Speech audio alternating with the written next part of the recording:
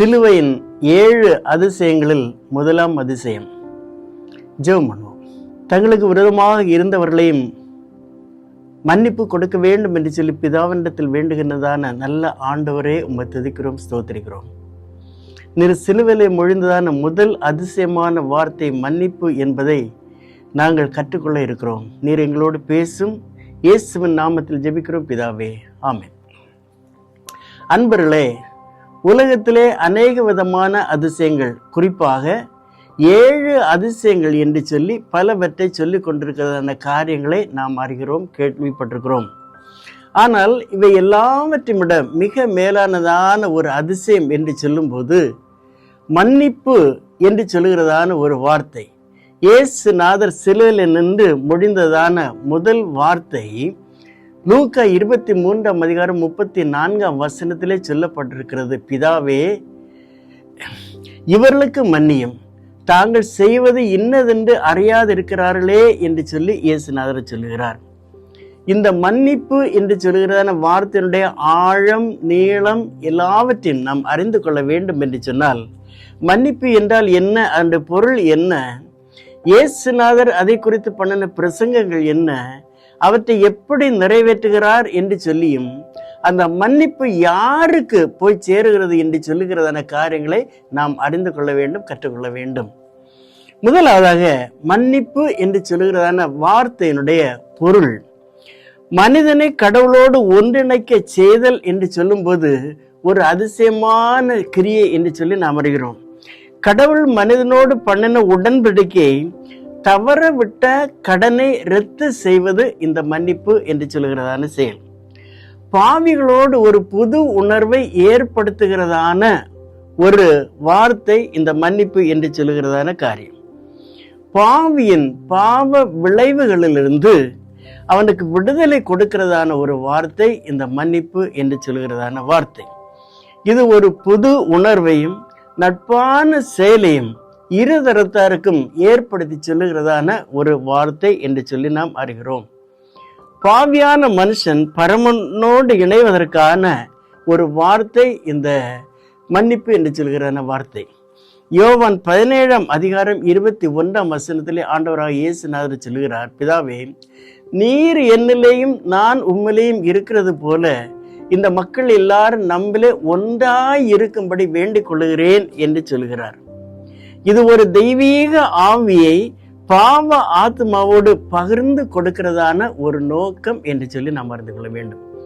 யோவான் 17:11 பிதாவே, நீர் எனக்கு தந்தவர்கள் நம்மில் ஒன்றாய் இருக்க வேண்டும் என்று சொல்லி அதில் ஜெபம் பண்ணுகிறார்.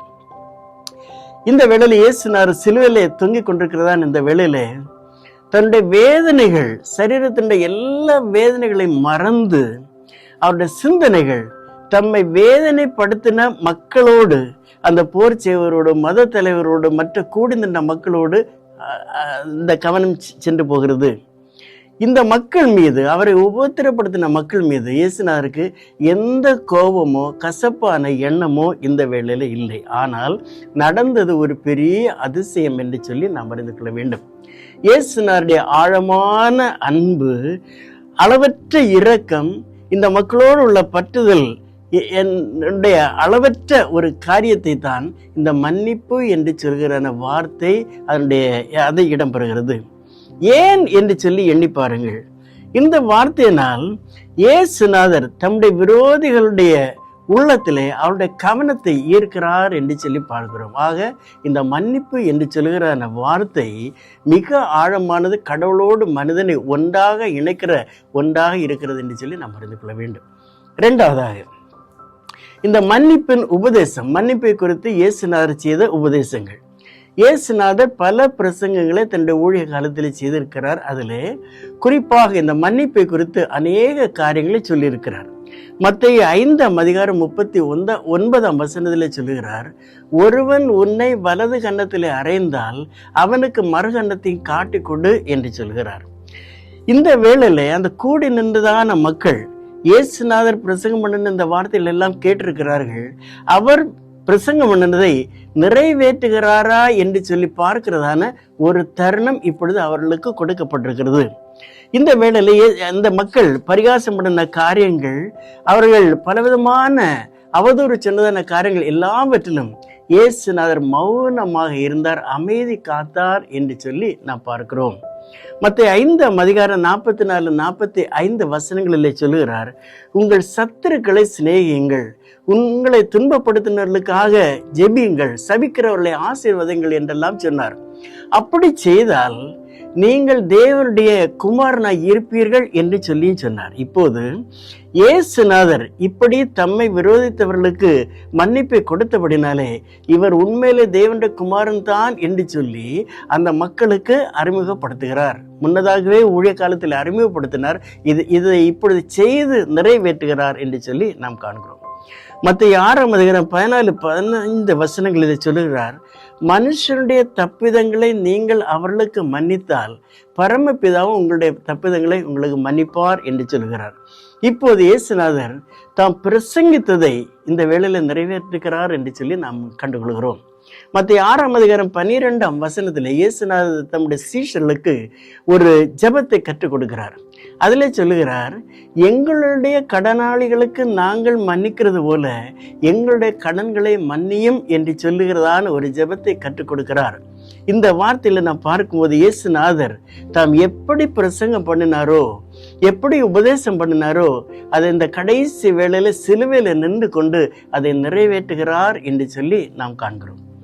மூன்றாவதாக, இந்த மன்னிப்பின் தேவை, இந்த வார்த்தையினுடைய தேவை என்ன என்று சொல்லி நாம் அறிந்து கண்டுகொள்ள வேண்டும். மனித பாவத்தில் ஒரு காரணம் இல்லாததும் நியாயம் தீர்க்கப்படாதுமான ஒரு பொருள் அல்லது தன்மை உண்டு. இதுதான் மன்னிக்கப்பட வேண்டியது.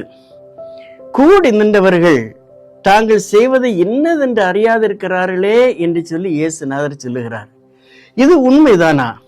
இயேசுநாதருடைய பிரசங்கத்திலே ஊழியத்திலே அநேகவிதமான காரியங்களை செய்து இவர் தேவகுமாரன் சொல்லுதான காரியத்தை சொன்ன பிற்பாடும் பல வேளைகளிலே இந்த மக்கள் அதை ஏற்றுக்கொள்ளவில்லை. இந்த வேளையில சிலுவைக்கு நேராக வழிநடத்தினார்கள்.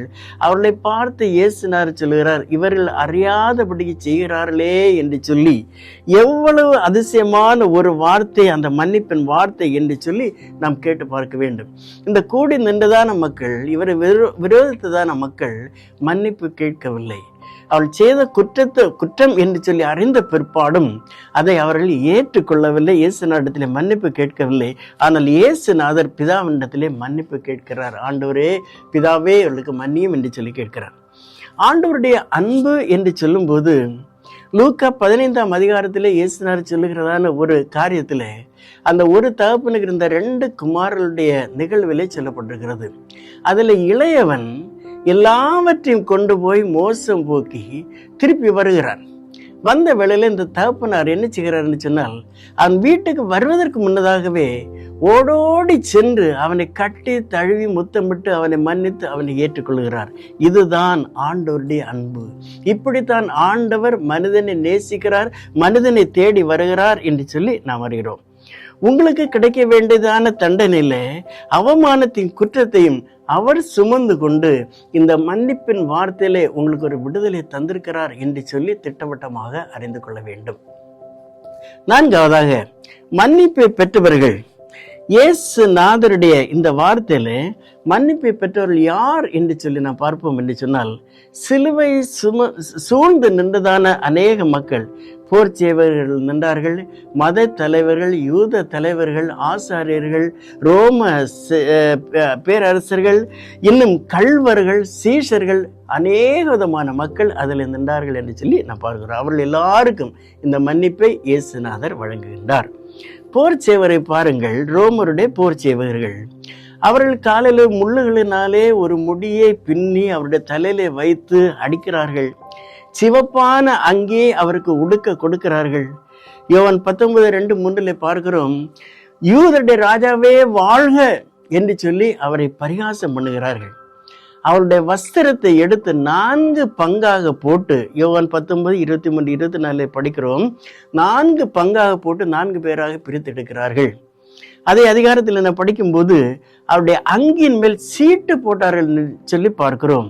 அந்த தையல் இல்லாத ஒரே சீரான அங்கி ஆனபடினாலே அதை கிழிக்காமல் சீட்டு போட்டார்கள் என்று சொல்லி சங்கீதக்காரன் 22ஆம் சங்கீதம் 18ஆம் வசனத்திலே சொல்லப்பட்டதான வார்த்தை நிறைவேறும்படியாக இந்த காரியம் நடந்தது என்று சொல்லி பார்க்கிறோம்.